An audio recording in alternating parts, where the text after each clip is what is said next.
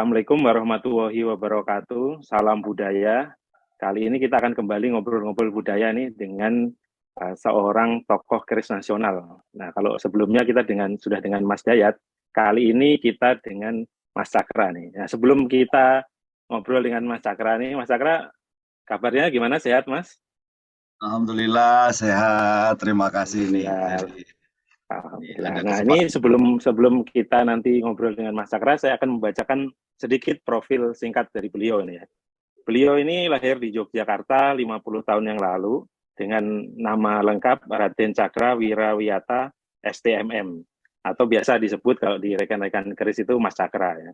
Nah, beliau ini masih keturunan dari Hamengkubuwono baik Hamengkubuwono 6 dari garis keturunan ibu, yang dari ayahnya Hamengkubuwono II. Jadi beliau ini masih dari keturunan keraton ya. Nah, kemudian beliau ini mulai suka suasana haji ini sudah dari 20 tahun yang lalu dan mulai aktif di berbagai macam organisasi keris dan segala macam. Nah, maka malam ini kita akan nanya dulu nih, sebelum nanti kita ngomongin soal fotografi keris dan lain-lain, kita tanya dulu ke Mas Cakra. Mas Cakra ini mulai kapan nih? Mulai kenal dengan keris dan suka keris? Monggo, Mas. Mulai kenal dan suka keris ya. Iya. Kalau mulai kenal sebetulnya dari kecil sudah familiar ya, karena dari rumah eyang itu ada, tapi tombak ya dulu lah ya, tosan aji, tombak dan Iya, iya. sebagainya. Itu yang kalau yang pusaka ada. Kalau dari eyang itu kebetulan eyang saya itu adalah perias keraton gitu di Jogja ya, di Iya, Jogja. iya. Nah, jadi di rumah eyang itu sangat banyak keris, tapi keris koden, keris keris yang buat Oh, iya, disewa-sewakan buat iya. pengantin. Iya, iya. Ya, itu dari eyang sampai mama saya, ibu saya itu sampai sekarang masih masih ada sanggar-sanggar rias pengantin yang juga familiar dengan batik, beskap gitu ya, sorjan dan keris tentunya. Jadi kalau misalnya mengenal keris ya ya sudah cukup lama, tetapi tentang pusaka juga ya ya cukup lama ya, karena ada beberapa tombak yang dimaknai berbeda sama saudara-saudara begitu. Cuman terakhir memang ketertarikannya benar adalah di saat saya mulai menekuni ya, membaca, browsing-browsing, habis itu kok semakin seru. Nah, di situ baru mulai mulai memberi perhatian yang lebih terhadap keris. Itu mulai kapan Gitu. tuh, Mas? Mas kuliah atau Eh, sekolah atau kerja? eh, Malah udah tahu, kayaknya kayaknya udah kerja deh. Iya, Seperti iya. udah kerja yang baru benar-benar terus ikut, terus saya belajar sama Pak Tony ini, karena saya tergabung di Panji Nusantara dulu kan, di Iya, Panji iya. Nusantara, mulai dengan teman-teman pekerisan, wah kok seru banget gitu, teman-teman pekerisan, Pak Sugeng almarhum, ketemu dengan yang lain-lainnya, baru tuh ketemu dengan pakar-pakar pekerisannya, di situ semakin tertarik deh. Keris pertama yang dibeli Iya, dulu sejak kapan itu, Mas? Dan apa kerisnya? kalau yang dibeli ya, Iya.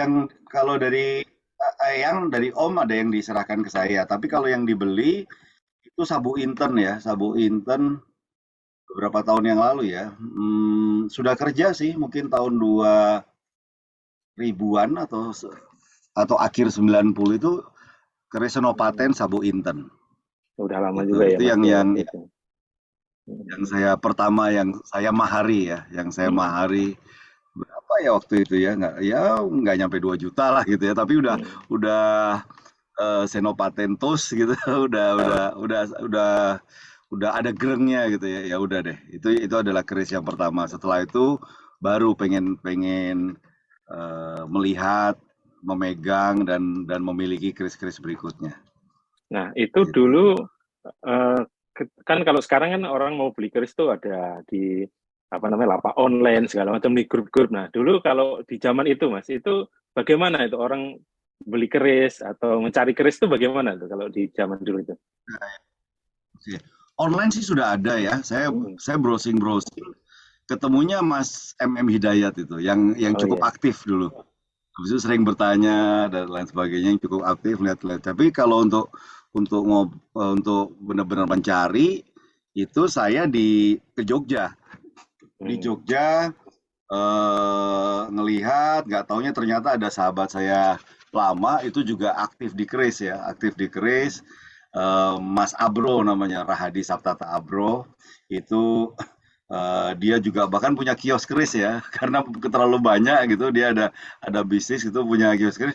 Nah di situ mulai ngelihat banyak referensi, jadi banyak pembanding. Biasanya kan kalau kalau hanya ke teman-teman keris itu cuma ada satu dua gitu. Tapi begitu ke tempatnya Mas Abro tuh banyak tuh, begitu banyak. Nah di situ mulai membanding-bandingkan, kok kepingin punya ini melengkapi koleksi gitu. Motivasinya hanya kepingin punya aja, kepingin punya punya macam-macam, variasinya, ragamnya banyak. Ah itu tuh yang menarik secara visual ya, secara itu yang membuat tertarik awalnya sih itu ya.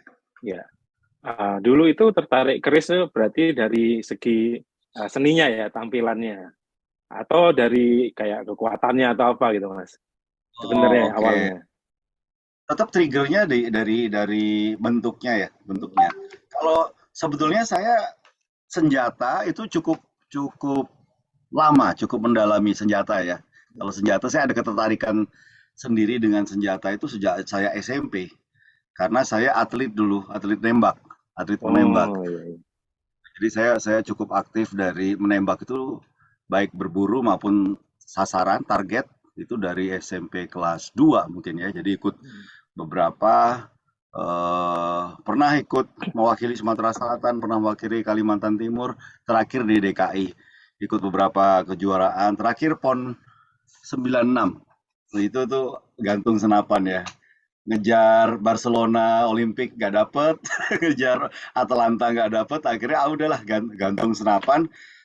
Kemudian kalau begitu ngeliat senjata itu ya karena cowok ya, boys will be boys gitu kan. Kalau ngeliat Ya, senjata tuh betul. kayaknya, wih keren. Habis itu mulai karena ada Jawanya, ada senjatanya, ketemunya keris. Dan keris itu tidak kalah keren gitu ya, tidak kalah keren. Oh ini bentuknya bagus banget dan sebagainya. Sesimpel itu, sesimpel secara visual tertarik, secara seni tertarik. Eh, Awalnya dari itu aja, tapi begitu mendalamin, oh ada filosofinya malah belakangan, Hmm. malah belakangan. Tapi begitu pertama itu adalah bagus, keren, itu aja, sesimpel itu, sesimpel itu aja. Oke, ini menarik ya Mas. Dari senjata api kemudian jadi ke senjata keris yang mungkin kalau secara sejarah itu malah keris dulu ya, belakangan baru ada senjata api kemudian. Nah, ini kemudian Mas Sakra kayak Benar. malah malah kebalikannya gitu. Nah, ini apakah Iya, dulu sebelum keris sempat juga senjata bilah-bilah yang lain? Biasanya kalau pemburu atau senjata api itu kan ada pisau-pisau hunting segala macam itu Mas, atau langsung ke keris itu. persis. Ada Iya. pisau-pisau kecil, pisau-pisau komando gitu kan, nah, istilahnya Hmm. pisau-pisau Rembo kalau orang bilang itu ya, pisau-pisau seperti itu. Kemudian pisau-pisau kecil, kecil untuk menguliti binatang, gitu. Jadi ada yang kecil Iya buat betul. ngulitin binatang dan sebagainya. Itu udah mulai tertarik. Kemudian saya dulu eh, banyak dekat dengan atlet-atlet Bandung. Nah di Bandung itu ada pembuat keris, bukan keris deh, dagger. Itu duluan Oh tuh iya deh. Iya. pisau-pisau Bandung kayaknya masih terkenal sampai saat ini. Teman-teman keris Iya biasanya iya iya. suka pisau itu. Dan saya mengenal pamor di situ sebetulnya. Jadi teman-teman, karena saya belum mendalami keris ya. Wah ini kok kerisnya Damaskus ya, Damaskus pisau di Bandung tuh keren banget. Ada yang sudah pakai gagangnya, pakai tanduk rusa, gitu. Ada yang tipis buat menguliti binatang buruan. Nah itu udah, tapi mahal sekali gitu, mahal sekali gitu. Jadi punyanya cuman yang biasa-biasa aja, yang harganya nggak nyampe 1 juta gitu ya. Nah, itu memiliki, ada beberapa lah memiliki dan mengkoleksi. Cuman ada seremnya, karena apa? Karena memang benar-benar benda tajam ya, sangat tajam, eh, lebih dekat bahaya ya. Tapi begitu saya pegang keris, kesan bahayanya kalau saya pribadi ya nggak ada tuh. Kesan-kesan bahayanya nggak ada, lebih saya ngelihatnya lebih lebih soft ya, lebih ini senjata, pisau, dagger gitu, pisau Hmm. pisau Tikam. untuk ya tikam, tikam, tapi kok bentuknya bagus. Hmm. Ada ornamen, ada ganannya, ada singo, ada dan sebagainya. Nah, ada di situ saya bilang, oh ini more than a dagger gitu ya. Pasti ini bukan bukan senjata tajam saja. Nah, dari situ jadi lebih lebih tertarik saja ke Hmm. sana. Ini seperti banyak teman-teman juga nih Mas, termasuk saya itu awalnya juga dari senjata tikam itu. Bahkan dulu Nah, golok juga itu kan ada pamornya juga, buntel mayat segala macam, itu mirip-mirip keris iya, juga.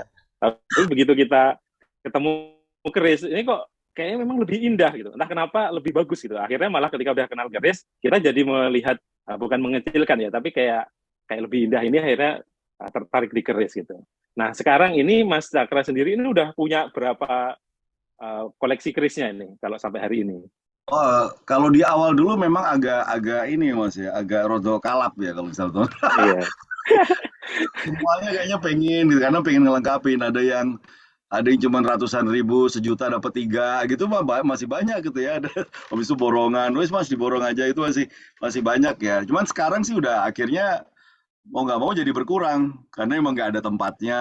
Habis itu yang lama-lama yang ngurangi kualitasnya dan ada yang ditukar-tukar juga ya, collect doll apanya, ada yang dijual Oke. juga dan sebagainya. Nah, kalau sekarang yang dikoleksi yang terkait dengan keluarga atau titipan teman, biasanya kadang-kadang teman-teman itu begitu dia punya warisan keris, saudara-saudara punya warisan keris, kemudian dia ada ketakutan, kekhawatirannya, dia tahu, oh Cakra nih dia suka melihara keris, dia malah tawarkan ke saya gitu ya. Gitu. Kalau orang-orang lain biasanya bilang, wah kalau melihara keris nanti kerisnya datang sendiri, nah itu kejadian tuh gitu. Tapi ya sebetulnya sih bukan kerisnya datang sendiri ujuk-ujuk, karena dia tahu saya suka keris gitu ya. Siapa tahu mau dikasih keris disumbangin gitu ya. Dan saya selalu welcome. Ya udah sini, lumayan kan. Nah, yang saya keep sendiri kalau saat ini sih mungkin ya nggak terlalu banyak. Kan tapi 100 sih ada lah. Kalau 100 mah Hmm. lebih lah dikit. Gitu. Tapi yang benar-benar supernya mungkin yang bagus, yang pusaka nggak ada separohnya ya, yang benar-benar. Itu aja sih nggak terlalu banyak lah. Ya ini seperti rata-rata penghobi keris, Mas. Awalnya biasanya kuantitas dulu, dijual apa-apa Benar. dibeli.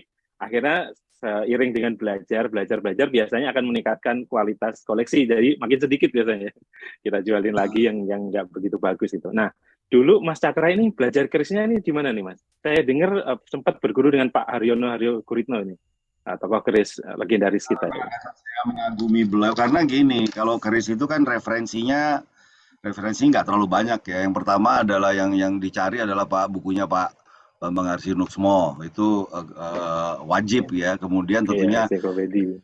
antara Misis dan Nalar gitu. Yang lainnya buku kecil-kecil dan sebagainya. Oke, tapi biasanya dibaca habis. Cuman dua buku itu sampai sekarang pun masih saya baca, masih saya buka-buka gitu ya. Memang saya ya itu. Nah, apalagi ada penulisnya. Jadi memang saya berusaha pengen deket aja dengan beliau.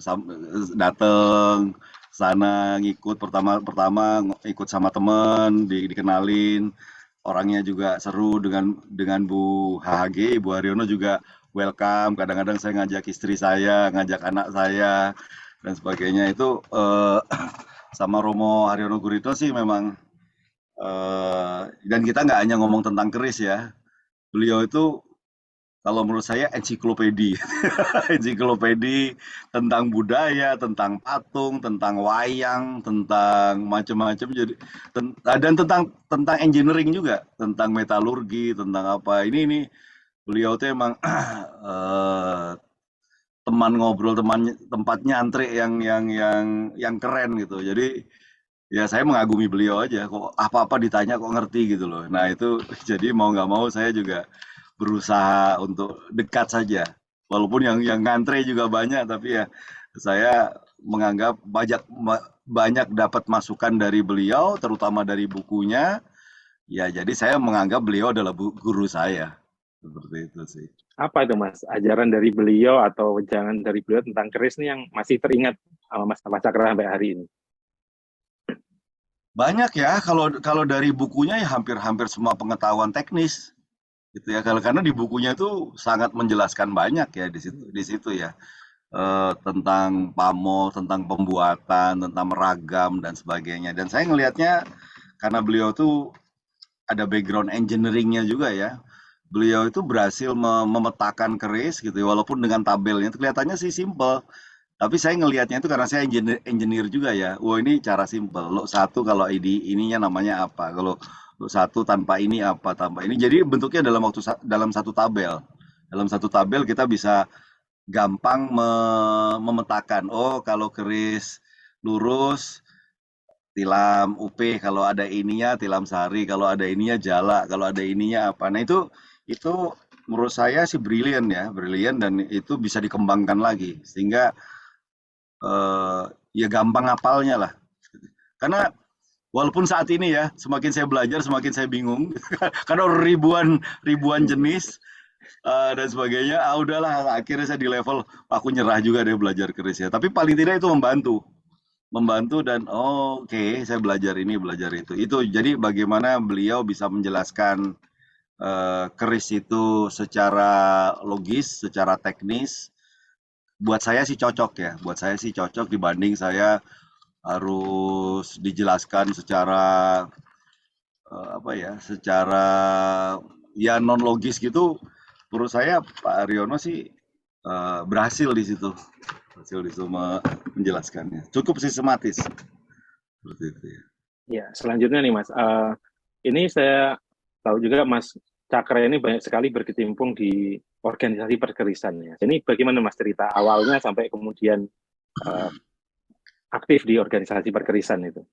Oke, Pak Pak Wiwowo Basuki sih. Saya kenal Pak Wiwowo Basuki awalnya dari siapa ya? Ya dari Jogja sih. Di Jakarta sih sering ya kalau di pameran dan sebagainya. Tapi kemudian di beliau banyak ke Jogja, bolak-balik ke Solo, Jogja gitu. Saya sering bertemu di beberapa pertemuan, sering diskusi, kemudian tukar pikiran. Ya di situ mungkin klop saja ya. Mungkin klop, kemudian di SNKI bantu-bantu. Nah, waktu mau kongres kedua ya, yang kongres itu Mas Cakra bantuin menyiapkan kongres. Saya bantu menyiapkan kongres. Tapi kedekatannya mungkin karena ada pameran-pameran ya banyak. Saya yang salah satu yang mengenalkan juga Mas Sony juga tuh ya. Pas pamer ketemu, habis itu pas kongres tolong bantu di sini karena emang nggak terlalu banyak ya orang keris. Akhirnya saya bantu kongres kemudian di SKNKI Pak Herman Suparno saya banyak diminta bantuannya juga di situ. Ya rame-rame ikut bantu di sana. Eh, apa ya, lebih ke pengembangan kalau nggak salah. Saya pegang developmentnya. Jadi gimana mengenalkan ini ke masyarakat luas dan sebagainya. Ya, saya agak banyak concern di situ. Gitu. Dan menurut saya dari kacamata saya itu penting banget tuh. Karena tantangannya pekerisan Indonesia saat ini ada di situ nih. Dari kacamata saya ya. Seperti apa tuh Mas? Ya karena faktanya kan sering ya teman-teman yang lain bilang bahwa faktanya ini adalah udah diakui UNESCO as a masterpiece of the oral and intangible heritage of humanity. Ya humanity tahun 2005 November diakui dunia ini sebagai warisan dunia. Tapi asalnya dari Indonesia gitu ya. Nah, dunia aja mengakui keeksistensian Indonesia ini melalui keris direspek oleh dunia, tetapi kalau kita bertanya sama orang keris sendiri, itu anak-anak muda terutama, mayoritas masih takut, masih agak enggan gitu ya mendekati ya. Karena apa? Karena ya satu kalau mau ngomong logis adalah senjata itu aja dulu deh gitu ya, senjata. Karena faktanya memang pisau gitu ya, pisau senjata gitu ya. Kedua adalah mistis, sirik, mistis, nggak keren, jadul. Nah itu tuh kalimat-kalimat yang agak-agak negatif yang sering muncul lebih sering dibanding dengan kekaguman atas keindahannya, filosofinya, metalurginya dan sebagainya. Ini nih banyak hal-hal yang negatif yang masih kental di masyarakat apalagi anak muda. Nah ini agak sayang jadi sebetulnya ini adalah pengakuan dunia tapi kita sendiri malah nggak mengakui. Nah ini kan berarti PR-nya siapa? Ya PR kita semua gitu. PR kita semua yang benar-benar yang mendalami, menyukai, menghidupi. Nah ini bagaimana caranya ini yang supaya ini bisa berubah ya. Nah itu yang menjadi concern saya sih di situ. Nah ini Mas Cakra ini salah satunya terkenal dengan pelopor foto keris ya, atau fotografi keris ini. Nah, apakah itu juga bagian dari mendekati anak-anak muda tadi, dan itu bagaimana tuh awalnya, Mas? Benar, awalnya karena memang saya suka fotografi ya dari SMA. Saya kalau ditanya keris saya nggak jago-jago amat gitu ya, nggak ngerti tentang ini dan sebagainya karena emang belajarnya emang nggak tekun karena kesibukan yang lain ya. Bagaimana saya bisa berbuat sesuatu terhadap keris tapi dengan kemampuan saya gitu. Nah ya abis itu gue otak-atik gato aja, otak-atik gato. Oh, saya suka fotografi keris, fotografi, kemudian bagaimana caranya nih kok kalau misalnya kita ngelihat waktu itu ya beberapa belas tahun yang lalu, berapa tahun yang lalu itu fotografi keris itu nggak terlalu serius. Itu cuman foto buat dimaharkan, foto apa, habis itu foto di poster gede itu dipegang dukun di dalam poster film. Waduh, itu kan yang paling umum kan adalah seperti itu. Jadi secara visual masyarakat tuh melihat keris itu emang emang agak negatif gitu tuh. Nah, dari situ kemudian ya udahlah dengan kebiasaan saya, yuk kita bikin keris dari sudut yang berbeda, dari kacamata fotografi melalui lensa. Baik itu keris secara fisik dengan fotografi makro, detailnya dan sebagainya, maupun secara human interestnya gitu ya. Sebagai human interest itu bisa kejadian realnya ya, misalnya ada penempa keris, ada pengukir keris, ada kampung keris dan sebagainya, atau sebagai fashion, ada beberapa teman yang sukanya itu sebagai fashion, dikenakan baik secara cowok pakai sandangan yang normal atau kadang-kadang dengan wanita cantik dan sebagainya. Nah, nah macam-macam sih, macam-macam variasinya. Nah, dari situ saya mulai bikin activity gitu ya, activity mengenalkan. Pertama banyak ke teman keris-keris yang suka motret keris untuk jualan dan sebagainya. Paling tidak saya minimal ngasih tahu kalau jualan barang dagangan yang menarik dong gitu paling enggak ya. Jadi Iya. masa backgroundnya nggak dipikirin, masa ada foto burem di-upload gitu kan. Nah itu minimal itu dulu deh. Bahwa namanya fotografi itu ada yang namanya komposisi. Komposisi saya mengenalkan beberapa komposisi. Nah kemudian setelah itu kok kayaknya menarik. Saya ngundang fotografer-fotografer untuk mendorong supaya mengambil objek keris atau kegiatan di seputar keris. Karena saya kan ikut beberapa klub gitu. Lalu saya karena banyak yang tertarik dan didukung sama teman-teman, saya bikin lomba keris nasional. Gitu. Tapi kalau lomba kerisnya saja kan agak repot. Orang nyari materinya kan. Akhirnya saya bikin dalam bentuk lomba foto budaya. World Heritage Foto Contest udah nyerempet banget tuh. Karena World Heritage-nya itu berdasarkan UNESCO ada beberapa, tapi saya agak menaruh kategori khusus yaitu keris. Jadi yang datang banyak pesertanya nasional dan internasional, ribuan yang masuk. Jadi seru dan itu diekspos di media-media massa nasional. Nah, itu sangat menarik. Nah, itu yang mungkin membuat orang berpikir saya adalah salah satu pelopornya dari fotografi keris. Gitu. Padahal ya Nah, enggak saat sih. itu sampai hunting ke Besalen-Besalen juga ya, Mas? Besalen yang saya bisa raih aja ya di Jogja, di Solo itu iya betul. Tapi kemudian setelah eh, berhasil kita foto yang bagus, kemudian ada teman-teman keris yang suka fotografi, terutama Mas Brangko tuh. Mas Brangko itu dia dari BCA ya, salah satu kadif di BCA itu ngajak teman-teman fotografi di Bank BCA rame-rame ke Besalen di Jogja. Kasih ini loh foto keris bisa-bisa gini. Mau rame-rame, ya bayangin aja orang dari klub fotografi rame-rame ke Jogja, habis itu agak kita setting sedikit, wah fotonya jadi indah banget, fotonya jadi bagus, ada yang high speed, slow speed, dan sebagainya dengan variasi itu, kemudian orang lihat, wah kalau foto begitu aku juga bisa gitu. Nah, mulai deh di Solo ada, di Madura ada, di luar Jawa ada, sehingga ya mereka berlomba-lomba untuk menghasilkan karya foto yang sama seperti itu. Nah, waktu dulu itu, Mas, kalau sekarang kan ada grup Facebook, ada grup WA, ada grup online segala macam. Nah, waktu itu tuh adakah grup seperti itu atau website untuk foto-foto Oh, tadi, Mas?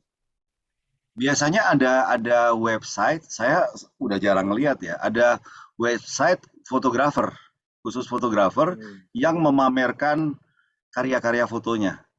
Jadi Hmm. fotografer punya ada satu platform, itu fotonya kita diupload di situ. Kemudian diberi kategori, Hmm. oh kategori makro, kategori human interest, kategori black and white dan sebagainya. Nah, fotografer-fotografer yang tergabung dalam klub tadi itu dia upload di situ. Kalau orang upload di situ, nanti ada yang ngasih jempol berapa, ada rate-nya. Nah, di ada dulu ada beberapa lah gitu ya. Nah, karena unik, biasanya foto-foto itu dapat jempolnya banyak, rate-nya dia naik, skornya dia naik, makanya orang jadi berlomba-lomba untuk menciptakan foto yang lebih bagus lagi. Karena kalau foto foto pemandangan itu cukup banyak ya. Foto Borobudur, misalnya misalnya ada orang bikin lomba foto Borobudur. Mungkin cari pemenangnya udah susah karena objeknya satu dan foto yang indah tentang Borobudur itu banyak banget. Itu saya udah bingung nih.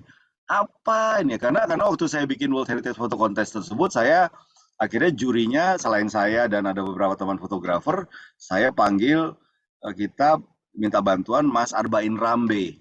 Arbain Rambe yang Ya. udah ngetop banget di dunia fotografi dan jurnalis. Mas, ini kalau foto bagus semua gini, menilainya bagaimana?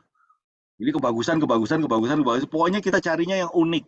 Oh gitu, gitu. Karena kalau foto bagus, tapi banyak yang motret, kita udah nggak menikmati lagi, bener kan? Tapi coba deh Betul, Mas, betul. sebagai gitu, ini foto bagus semua tentang pantai semua. Mana yang bagus? Jadi nggak ada yang bagus karena semuanya bagus.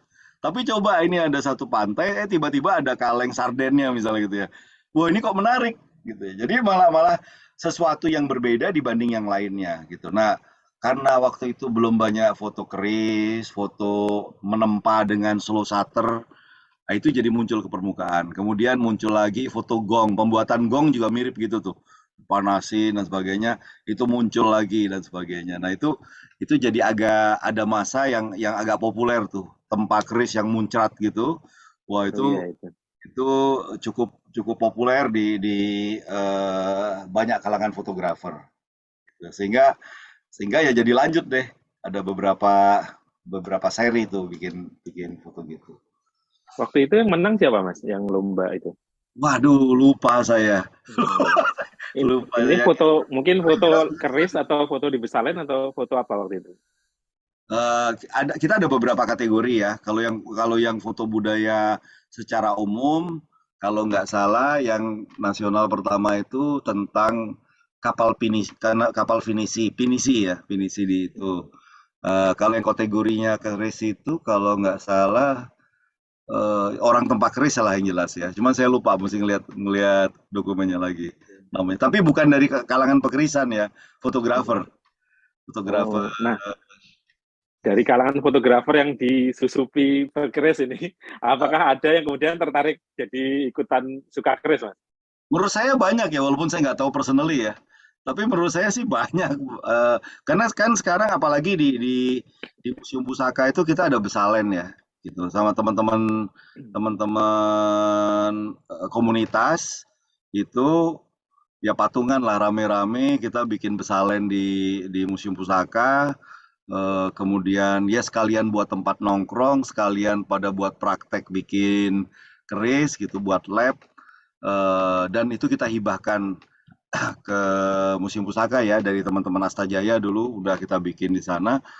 Nah dari situ sih udah cukup rutin ya. Ada yang suka fotografi di sana. Ada orang keris yang belajar foto, ada orang foto yang belajar keris. Jadi agak mixed up karena jumlahnya udah agak lumayan ya kayak gitu ya. Tapi sering Nah sih. ini Besalen Gulo Klopo nih kalau nggak salah namanya. Ini menurut saya luar biasa nih Mas, karena kan kalau kita dari UNESCO itu kan salah satu mandatnya ketika kita diakui itu kan harus melestarikan. Nah, menurut saya salah satu bentuk pelestarian itu ya kita memproduksi keris baru gitu. Jadi tidak hanya jual beli keris lama, tapi juga membuat keris kamardikan segala macam. Dan saya kira Besalen Besalen yang dibuat selain yang komersil juga Besalen. Saya lihatnya sih seperti Besalen apa ya Mas? Apa, laboratorium kalau atau Ya, itu gimana ya. itu Mas dari konsep awalnya Mas? Em, Konsep awalnya nih ya, kalau misalnya mau Karena begini, orang-orang teman-teman pekerisan itu kan banyak yang sangat aktif dan secara umum nih ya, secara kelihatan mata itu kegiatannya itu biasanya pameran, bursa, sarasehan, kayak gitu-gitu kan ya. Kemudian yang hadir juga ya mungkin banyak orangnya itu-itu saja. Nah, kalau dari teman-teman yang di Jakarta, yang Asta Jaya dan sebagainya, itu kita punya apa ya, kita gini, kalau kita mau bikin tempat baru untuk nongkrong, ngumpul gitu kan susahnya minta ampun ya. Tapi ini ada museum pusaka yang sudah ada sejak lama, kok nggak terlalu rame, kok nggak terlalu dimanfaatkan. Bagaimana caranya supaya kita kita pakai itu saja untuk beraktivitas gitu ya. Nah, memang di awal-awal dulu gitu untuk masuk museum pusaka tuh agak agak apa ya, agak ada jarak lah di situ ya, agak ada jarak. Tapi kemudian di terakhir-terakhir kita dari zamannya Bu Sada gitu, kemudian kita deketin, bisa nggak kita bikin activity di sini dan sebagainya. Mereka open, boleh deh Mas, boleh deh teman-teman, boleh kegiatan di situ. Apalagi sekarang dengan Bu Rian ya, Bu Rian Timadar itu sangat suportif kalau ada kegiatan komunitas dan sebagainya. Nah, ternyata memang di agendanya museum itu salah satunya adalah memang harus menghidupkan menghidupkan, membangun komunitas kah.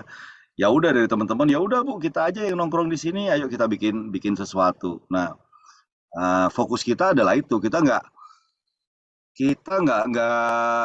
nggak pengen bikin sesuatu yang gede tapi habis itu padam gitu ya, bikin sesuatu yang besar habis itu padam. Lebih baik kita fokus yang di depan mata, yang kecil tapi bisa bisa sustain, bisa lebih lama, ya bisa memberikan manfaat lebih lama dan sebagainya. Makanya kita fokuskan ke situ aja deh. Nah, ternyata teman-teman menyambut itu.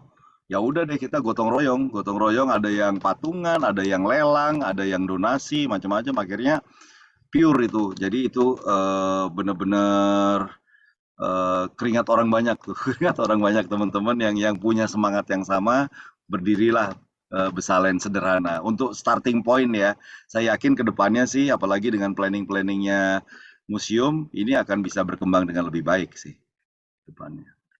Iya nih Mas. Ini menarik dan mungkin bisa jadi inspirasi beberapa teman-teman di daerah lain mungkin Mas ya. Jadi Nah, bikin ya. salinnya sama gitu kan. Jadi keris itu tetap ada. Nah, terkait dengan event, dengan pameran segala macam Mas. Ini kan nanti di akhir tahun ini Mas. Ini kan ada pameran keris for peace and humanity yang salah satunya Mas Cakra ada di situ. Nah, ini gimana nih Mas? Tolong diceritakan kepada teman-teman yang mungkin akan tertarik dengan pameran ini. Silakan Mas. Hmm. Kalau kalau pemrakarsanya ya ini Mas Tony ada di sini, Pak Ferry Febrianto, kemudian Mas Dayat dan sebagainya. Itu orang-orang sangat senior ya di pekerisan gitu. Nah, dan momennya adalah pasca pandemi kan. Pasca pandemi itu semua rindu dengan sebuah event, ngumpul bareng lagi, silaturahmi lagi. Karena gimana ya, di teman pekerisan itu se-Indonesia itu kita punya kedekatan ya, karena orangnya dekat dan sebagainya, itu pengen nongkrong, ngobrol, ngopi dan sebagainya. Nah, kita pengen pengen pengen ke situ. Kemudian diambillah sebuah tema, peace, peace and for humanity ya, peace for humanity. Nah, apa sih maknanya di situ? Gitu ya. Karena keris itu senjata tajam yang biasanya buat melukai orang, tapi kok ini buat peace gitu ya. Makanya ini jadi dan buat kemanusiaan. Nah, ini maknanya sebetulnya kalau kalau ini dibahas, wah ini kalau jadi sarasehan bisa multi perspektif nih. Kalau saya sih ngelihatnya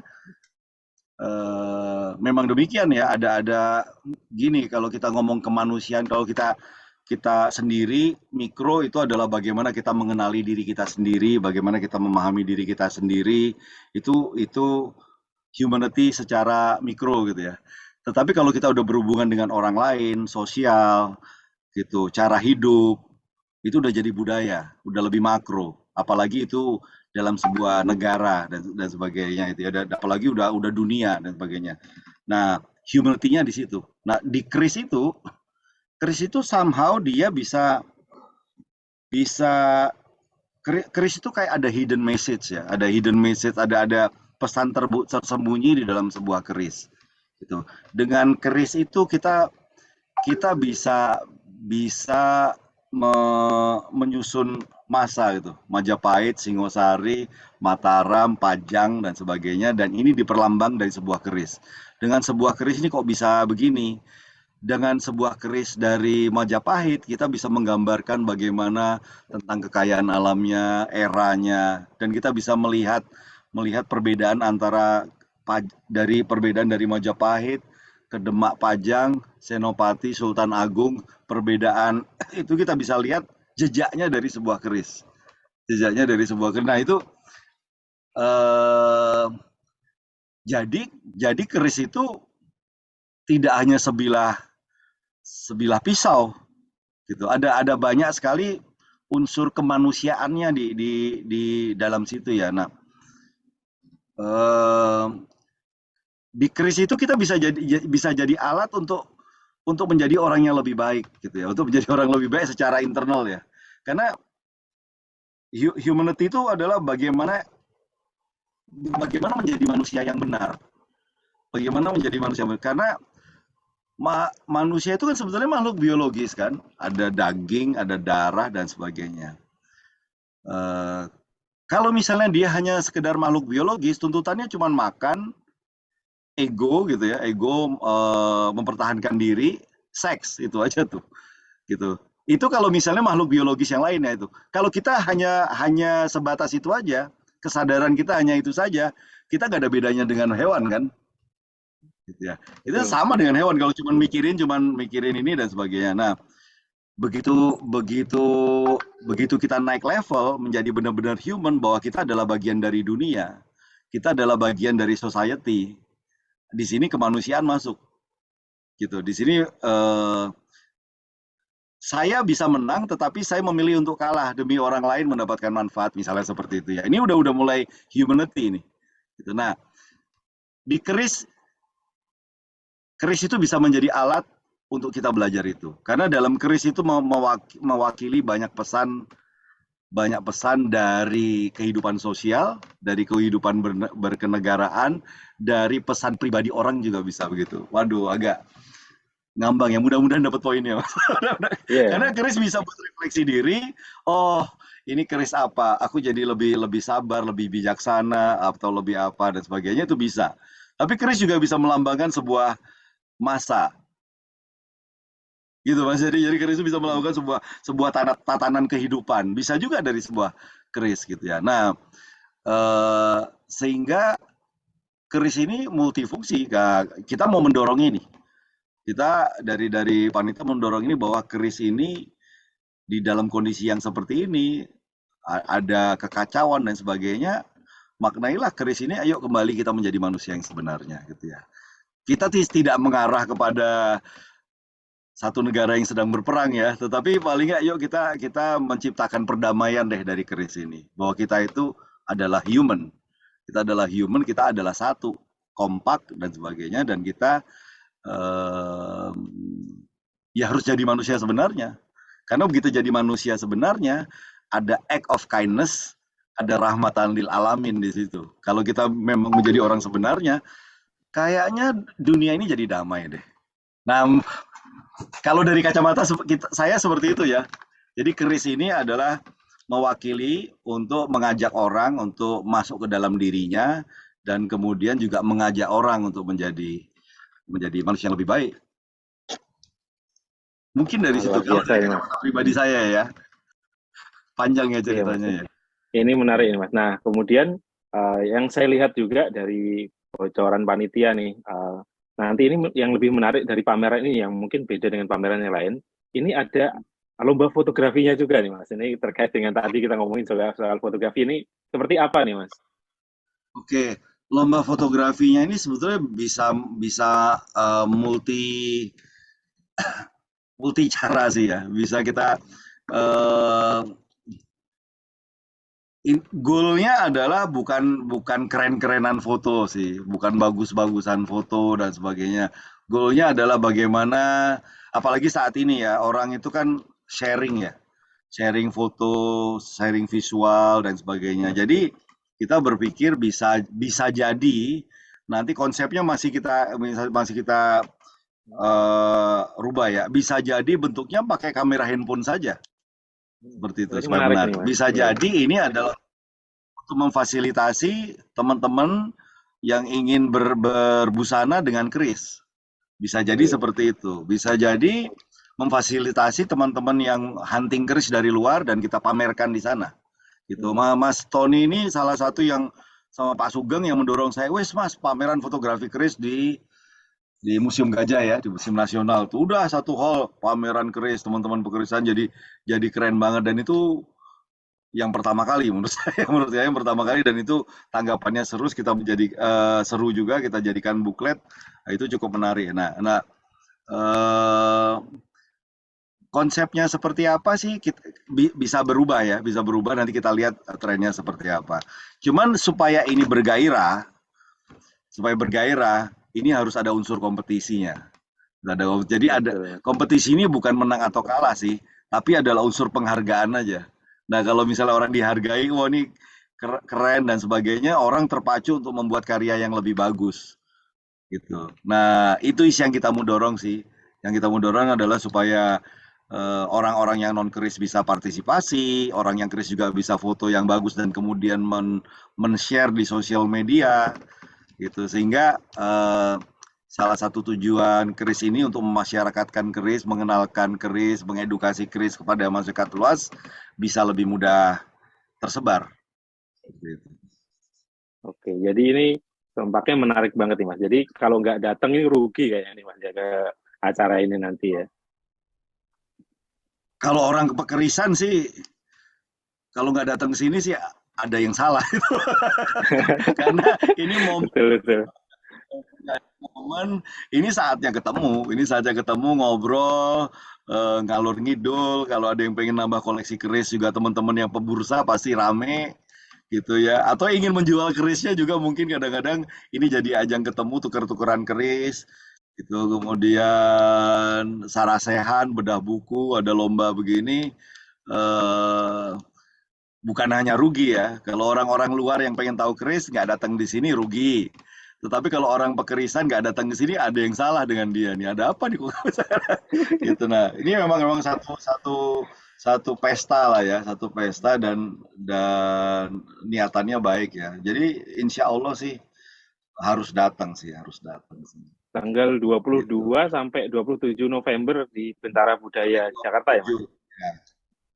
Betul, betul. Karena lokasinya dulu memang ada diskusi mau di Galeri Nasional, mau di Taman Mini, mau ada beberapa opsi-opsi lain, tapi di Bentara Budaya itu setelah beberapa pertimbangan emang emang banyak sekali event-event besar ada di sana ya dan Kompas ya, siapa yang nggak tahu dengan media satu ini itu memang emang historis juga sih Bentara Budaya. Dan tempatnya di tengah kota, orang bisa datang dari mana. Yang lalu-lalu sih, yang datang cukup, bahkan dari luar negeri ya. Dari luar negeri banyak, yang dari Belanda, kalau Malaysia sih emang udah rutin ya, Singapura, Malaysia, itu teman-teman tuh rutin. Saya sih sepertinya ya, kita ngundang juga teman-teman dari sana. Jadi ini kesempatan untuk bertemu ya. Menurut saya ini pas pandemi itu banyak pekeris-pekeris yang masuk ke digital kan, masuk ke digital Ya, banyak betul. banyak orang-orang baru gitu. Mungkin ini saat yang tepat mereka untuk kopi darat lah, untuk kopi darat ke sana.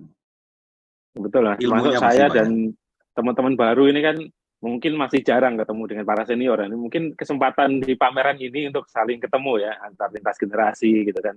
Apalagi kemarin Pak Ferry juga bilang berharap di pameran ini nanti juga banyak teman-teman baru atau yang baru mempunyai keris tuh pada datang biar estafet juga terjadi antara yang senior seperti bapak-bapak dengan teman-teman yang baru ini. Saya kira begitu dah. Ini tidak terasa nih, Mas, kita udah bicara agak lama nih. Semoga teman-teman Oh, menangkap nih ya apa yang tadi kita bicarakan soal fotografi keris, soal nanti pameran di Bentara Budaya, dan mungkin nanti kalau teman-teman pengen diskusi lebih lanjut dengan Mas Cakra, mungkin nanti bisa ketemu di sana, mungkin pas acara ya Mas ya. iya, Mas Cakra, dengan senang hati. Yes. terima kasih banyak sekali atas ngobrol santai kita malam ini. Ini santai sekali tadi ngobrolnya. Mungkin teman-teman nanti bisa mungkin kalau ada yang mau ditanyakan lebih lanjut bisa di kolom komentar nanti. Sekali lagi terima kasih Mas telah memberikan waktunya untuk bincang-bincang bersama saya. Ya teman-teman, demikianlah bincang-bincang kami dengan Mas Cakra. Dan jangan lupa ya, datang ke pameran keris Keris for Peace and Humanity tanggal 22 sampai 27 November 2022 ini di Bentara Budaya Jakarta. Rugi kalau nggak datang. Jakarta. Ya. Saya Dian, pamit undur diri. Wassalamualaikum warahmatullahi wabarakatuh. Salam budaya.